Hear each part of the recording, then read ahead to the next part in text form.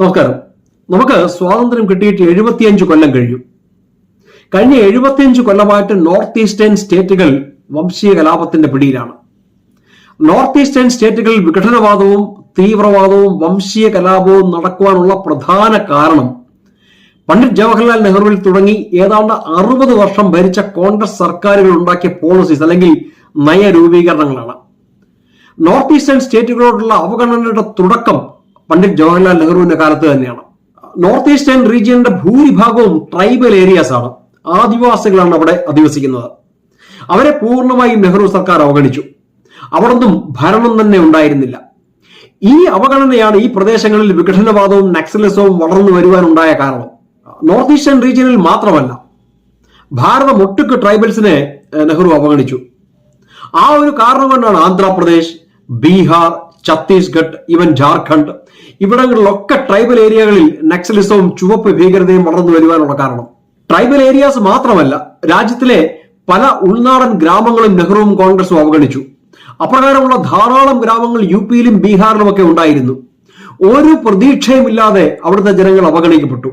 മിക്കതും യാതൊരു നിയമവാഴ്ചയുമില്ലാത്ത പ്രദേശങ്ങളായിട്ട് മാറി. ഇതിന്റെയൊക്കെ അടിസ്ഥാന കാരണം നെഹ്റുവിയൻ കാലഘട്ടത്തിലെ വൃത്തികെട്ട പോളിസീസ് ആയിരുന്നു. ബ്രിട്ടീഷ് കൊളോണിയൽ ചിന്താഗതി തുടർന്നു വന്ന കുറെ ഉദ്യോഗസ്ഥന്മാരായിരുന്നു. ഇതൊന്നും നിയന്ത്രിക്കുവാൻ കഴിവില്ലാത്ത നെഹ്റു ഭരണകൂടമായിരുന്നു. നോർത്ത് ഈസ്റ്റേൺ സ്റ്റേറ്റുകളുടെ ബഡ്ജറ്റിന്റെ 90% കേന്ദ്രം കൊടുക്കുന്നതായിരുന്നു. ഈ ബഡ്ജറ്റ് മുഴുവൻ, ഈ ഫണ്ട് മുഴുവൻ അവിടുത്തെ ഉദ്യോഗസ്ഥന്മാർ വീതിച്ചെടുക്കും. നാട്ടുകാർക്ക് ഒന്നും കിട്ടിയിരുന്നില്ല. നെഹ്റുവിയൻ സോഷ്യലിസം എന്ന് പറഞ്ഞു കഴിഞ്ഞാൽ ഒരുമാതിരി എക്കണോമിക് സ്റ്റാഗ്നേഷനാണ്, അതായത് സാമ്പത്തിക മുരടിപ്പാണ്.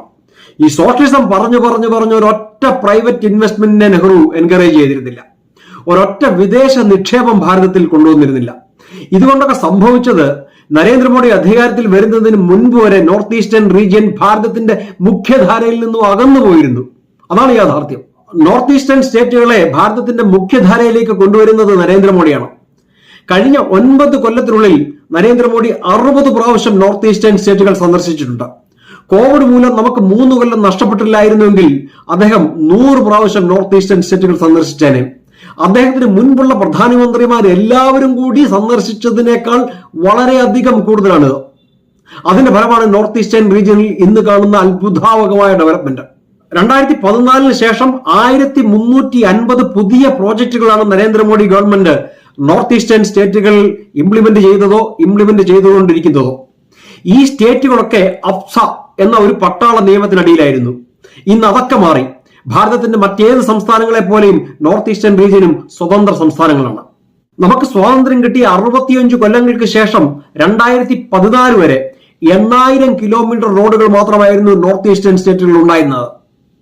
കഴിഞ്ഞ 10 കൊല്ലത്തിനകം, 2014 ശേഷം 10 കൊല്ലത്തിനകം നരേന്ദ്രമോദി 15000 കിലോമീറ്റർ റോഡുകൾ പണിഞ്ഞു നോർത്ത് ഈസ്റ്റേൺ സ്റ്റേറ്റുകളിൽ. അങ്ങനെ എല്ലാ മേഖലകളിലും അത്ഭുതാവഹമായ മാറ്റം കൊണ്ടുവരാൻ നരേന്ദ്രമോദിക്ക് കഴിഞ്ഞു. ഇതൊക്കെ നെഹ്റുവിനും തുടങ്ങി വെക്കാമായിരുന്നു.